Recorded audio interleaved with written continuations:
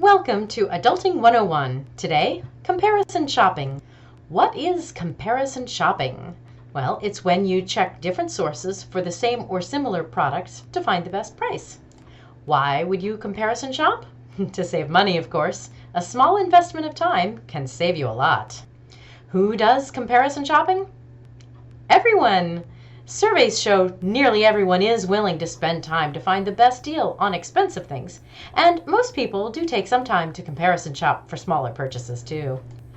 When do you do comparison shopping? Well, when you're spending a lot of money on something, when you have a lot of things you want to buy, when you want something that's just out of your price range, or what I recommend, pretty much all the time to build good habits. That money can really add up over time. Where do you comparison shop? Well, online, of course, but also in person, driving between places or checking their online sites. Knowing which store has better deals on which items you usually get can be really helpful. And later, we'll talk about some tools that you can use to help you do your comparison shopping. How do you comparison shop? Well, that's what we're here for, right? If you're comparison shopping online, it's a good rule of thumb to check the prices at 3 different websites before you buy. The same thing is actually true if you're buying an item that you can only get at one place. It's a good idea to look for similar items from other sources. That way you'll get an idea whether the price is really appropriate for the quality you're getting, or who knows, maybe you'll find something else you even like better. Now, if you're shopping in person, check other stores' websites. If you shop before you go, you'll know what store to go to. If you shop on your phone while you're in a store, you can make sure it's the best price. And if it's not, you can ask if the store does. Price matching! That's when you prove that the store's competitor has exactly the same item for a cheaper price and your store honors that lower price. So when you're shopping online, what could go wrong? First, don't make the rookie mistake of forgetting to take into account each site's shipping charges. You don't want to save $5 by buying from one site, only to discover that the shipping is $7 when it was free on the other one. Another thing to consider is, are the stores you're comparing selling exactly the same thing? If you can check model numbers, that's a good thing. And if you're noticing a really low price, that's a red flag. Beware of cheap knockoffs that will be really bad quality, or consider whether you're not getting the actual thing but just like an accessory for it. So you've found a great price. Go you! One more factor to consider. Do you trust that website you're buying from? Do you think you're going to get what you're supposed to get? Will it show up when it's supposed to? What kind of customer support is there if there is a problem? And also, is this the kind of place you want to give your money to? You might have ethical or political reasons to boycott or favor companies. So here are those comparison shopping tools I mentioned earlier. Now, I don't want to recommend particular products or sites, but knowing these exist, you can go search out the things that are going to work for you. First up, the comparison shopping searches or websites.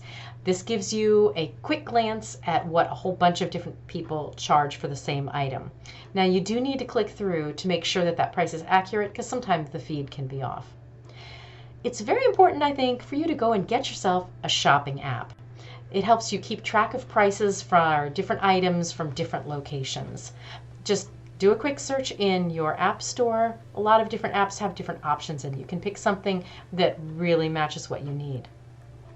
I want to make sure that you know that there are browser extensions if you're shopping on a laptop. If you're shopping on one particular site, it'll just pop up to let you know that, hey, there's another site out there that has it for a lower price.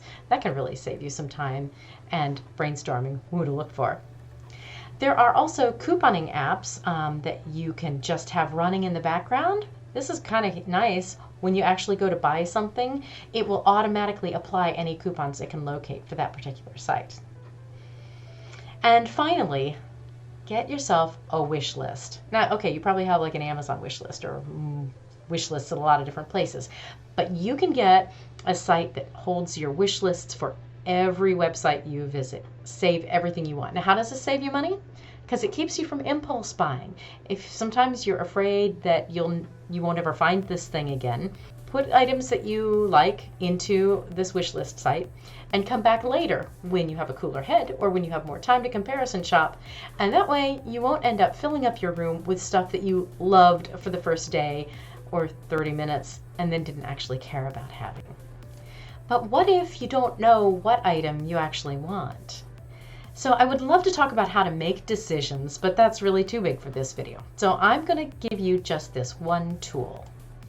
If you regularly use something like this lovely little chart from the money tree, you can train your brain to think systematically. So first, you think about what you're buying and what you absolutely need it to be like, and then what you want it to have also. Those are the factors that you'll use to make the decision. So in this example, we state what we absolutely need it to have, which is to be red and a t-shirt, and what we want it to do. Fit, be lightweight, not look stupid. Okay, let's zoom in on that filled out chart. Okay, you put the items you're considering in the different columns, and you include what you like about each option and where they fall short. In this case, I can tell that this person is not going to go with option 3. Filling out the chart made that pretty clear to them. And now whether they choose option 1 or option 2 depends on whether they prioritize getting the nicer shirt or saving the money. And you know, that's the nice thing about being an adult. You get to make choices based on what matters to you. So that's an introduction to comparison shopping. Good luck out there, and whatever you're buying, be a smart shopper and save yourself some money. Support public libraries. Like, share, and subscribe for more great videos.